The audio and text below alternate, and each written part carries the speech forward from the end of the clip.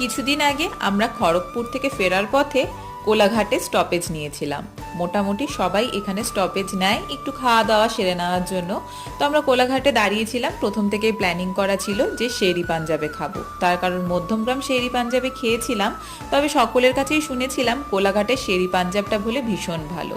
তো আমরা এখন চলে এসেছি, ভিতরের অ্যাম্বিয়েন্সটাও বেশ ভালো লেগেছে আমার। বাইরেও কিন্তু একটা বসার ওদের আলাদা জায়গা রয়েছে যেখানে বসে তোমরা খেতে পারো। এটা সম্পূর্ণই নিজেদের ব্যাপার, যেরকম যে ইচ্ছে সেরকমভাবে তোমরা কিন্তু বসতে পারো।